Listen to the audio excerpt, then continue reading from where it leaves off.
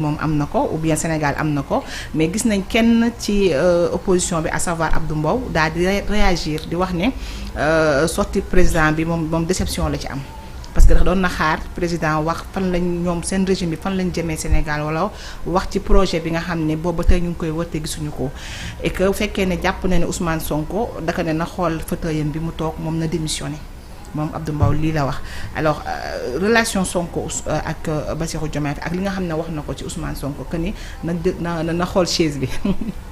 xam nga dëgguma olof waaye defe naa olof yi ñooy naan borom gémmiñ buy nàcc. du wax jàmm du wax jàmm. waaw. En réalité je pense que jamono jii nii on n'a pas d'opposition au Sénégal on n'a que des frustrés. parce que ñu mel ni ki nga wax léegi ki nga tudd léegi. mënuñu jàpp ne bés dina ñëw ñu jóge ci bopp réew mi donc. amertume boobu ak colère boobu saa buy yëkkatee kaddu rek da nga koy ressentir. Bon ses rapports avec le Premier ministre Ousmane Sonko pourquoi les gens en font un problème parce qu'il s'agit de Ousmane Sonko. déet jàpp est-ce que du doxalinu Ousmane Sonko tax gars yi jàpp ne président day seetaan Ousmane Sonko def lu ko neex parce que ñu bëri jàpp nañ ne le premier ministre doon génn di xupp xaw ma en wolof di menacer les magistrats di menacer la presse entre autres ñu bàyyi président bàyyi ko muy doxal nam ko bëggee. lu ñu naan dafay xupp ay magistrats dafay kii ni il l'a jamais fait dans le cadre institutionnel il l'a fait au cours d'une conférence politique avec ses jeunes les jeunes de son parti.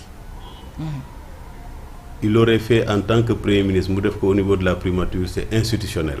Il l'a fait dans le cadre politique muy doon waxtaan avec les jeunes de son parti. Il faut aussi que les gens fassent la part des choses. Et parfois moom moo ñuy xaw a jaxase. parce que ci biir conférence de presse boobu quand il dit que rapport bi nga xam ne mooy IGE. il parle à ces jeunes. oui mais rapport bi mi ngi sama kaw table. il parle en tant que Premier ministre. non il parle à ces jeunes. mais au-delà monsieur Dianté bu ma ñëwee fii nga invité ma may wax au nom de mon mouvement. mun naa la wax li ma def en tant que enseignant. comprendre nga parce que on est dans ce cadre-là mais il parle à ces jeunes.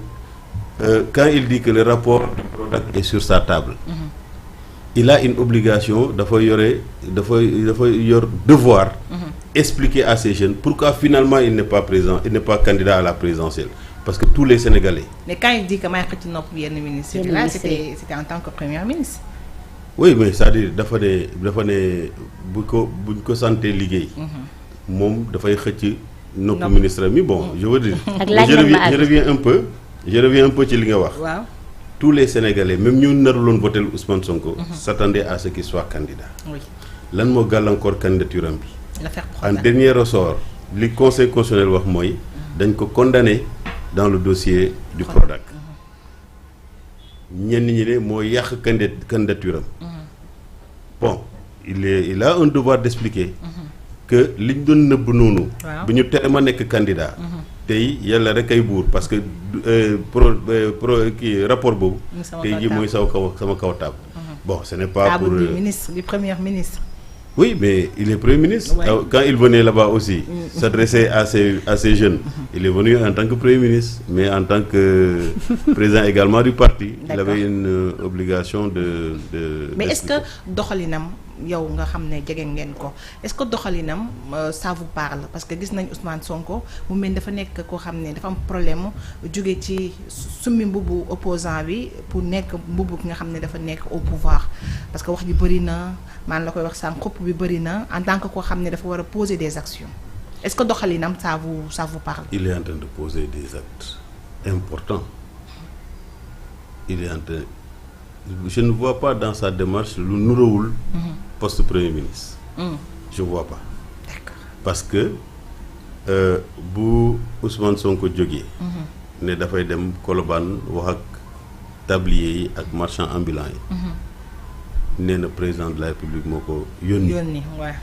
Donc les gens avaient même des appréhensions ki nga xam ne il a toujours été sous ton ombre là tey jii nga war a nekk à son service. Est-ce que doo jaawale yëf yi mais Ousmane Sonko a montré une exemplarité dans la loyauté.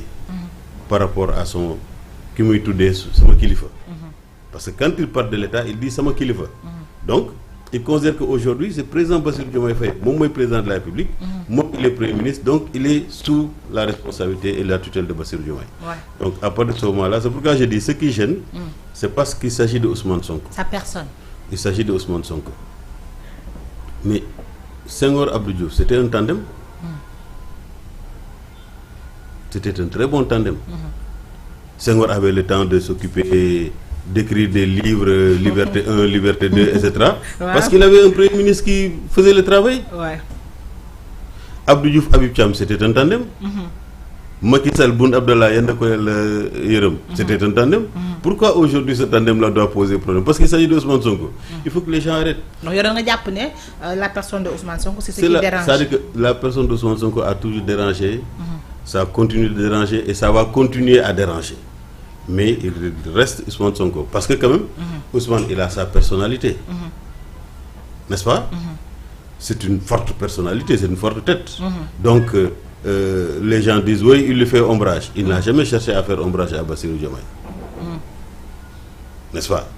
Donc, il lui fait ombrage, parce que ce qui intéresse les gens, moi que nous avons embrouillé sen diganté, nous nous séparons.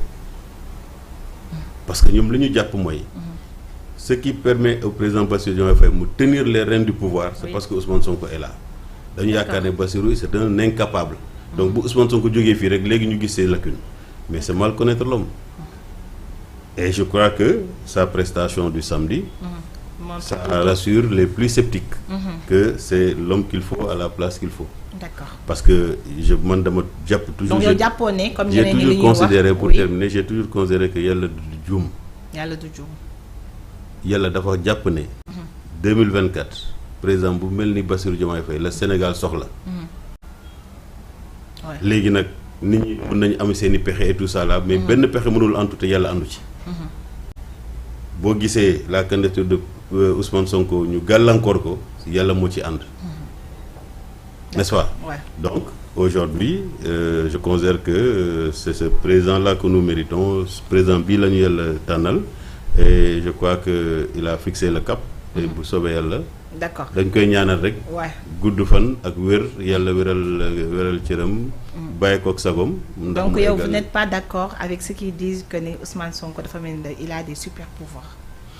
Non, le président de la République a dit que le premier ministre n'a pas de pouvoir. C'est-à-dire que les seuls pouvoirs qu'il a moom mooy yum koy jox. N'est-ce pas?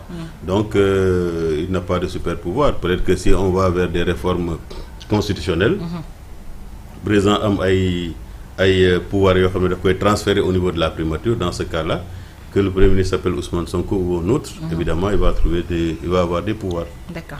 Alors, Ousmane Sonko, en répondant à la lettre de Guy Marius Sagna, dafa waxoon ne tey jii le 15 day def li nga xam ne ni moom mooy sa DPG, mais devant une assemblée populaire, parce que jàpp na ni du dem fële ca assemblée nationale tant que règlement intérieur bi defuñu ko. Et d'ailleurs ça on lui souhaite joyeux anniversaire parce que c'est son anniversaire aujourd'hui. Ah oui, c'est vrai, c'est le 15 juillet. Pourquoi il a choisi le 15 juillet donc pourquoi ñu bëri jàppoon na ne. Est-ce que de loolu moo tax sama choisi le 15 juillet? C'est raison. ñu bëri jàpp na ne comme bon c'est un homme entre guillemets populiste entre guillemets selon les dires que loolu taxoon sax mu jàpp le 15 juillet pour mën a fêter waale anniversaire. En tout cas bu ci mënti am ñi bokk au pouvoir dañoo jàppoon loolu c'était une réponse politique face à une manœuvre politique de l'opposition. Tey président Diomaye di wax ne jàkkaarloo na ak le président de l'Assemblée pour ñu xoolaat li nga xam ne ni moom mooy règlement intérieur bi pour que son premier ministre mën a def sa DPG, mais ñu bëri aussi jàpp na ne DPG bi moo pareegul woon parce que projet bi même pareegul. D'abord, je vais lui souhaiter un joyeux anniversaire. ñaan Yàlla mu féete ko ay ati at. ci jàmm ak wér-gu-yaram bu bëree te Yàlla may ko kattan ak man-man pour que mu ànd ak président Bassirou Diomaye yóbbu Sénégal fi gën. fi gën ci Sénégalais yi ak ñoom également ni ñu ko bëggee. Oui xam nga président Ousmane Sonko tool yëpp. Parce que honorable député Guy Marius Sagna moo ko bind lettre. siiwal ko. en affichant ça sur sa page Facebook. Sinon kenn du ko yëg. dafa doon nekk courrier bu mu jot mu tontu ci courrier. moom aussi bu mu tontoo ci lettre bi mu posté ko sur sa page Facebook. gars yi ne oui dafa jox délai ultimatum Assemblée nationale. il s'est pas adressé à l'Assemblée nationale dafa doon waxtaan ak Guy Marius Sagna. Bon, j'avais pas vu la date du 15 comme étant son anniversaire. Man, j'ai dit à plusieurs de vos confrères que qu'est-ce qui nous dit qu'il n'était pas en train de clasher Guy Marius Sagna.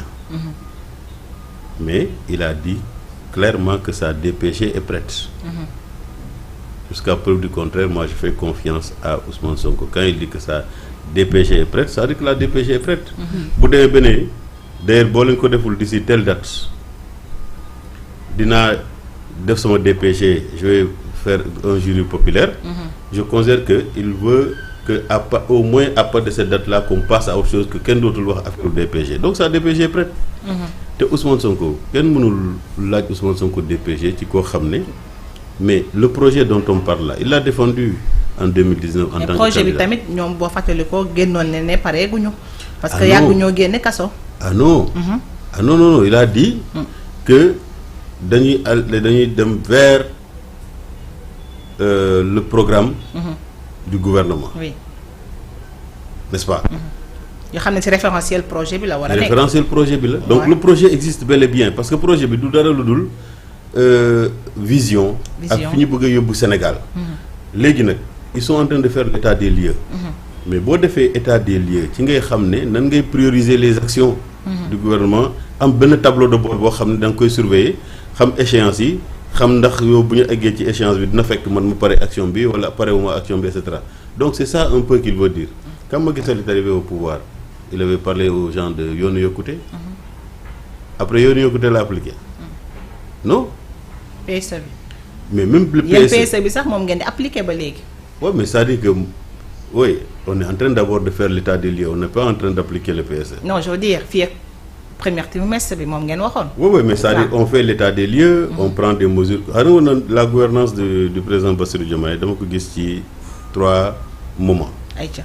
Le premier moment, c'est l'état des lieux qui est en train d'être fait. Et je considère que dañu war a baral yi fii et puis fësal ko sénégalais yi yëpp xam ko donc état des lieux ñu xam nan la ñu fekk Sénégal. Deuxième moment, c'est les mesures de transition mooy ce qu'on appelle communément les mesures conjoncturelles. te ci lañ nekk. bi ñu ñëwee fii ba léegi tout ce qu'ils sont en train de faire c'est des mesures conjoncturelles. balaa ñuy dem vers la transformation du Sénégal. boobu nag transformation du Sénégal mooy ànd ak l'application du programme de gouvernance du président Bassirou Diomaye avec les référentiels les lettres de politique sectorielle ñu doxal loolu nag ci la ñuy gis ne Bassirou Diomaye mais est-ce que tamit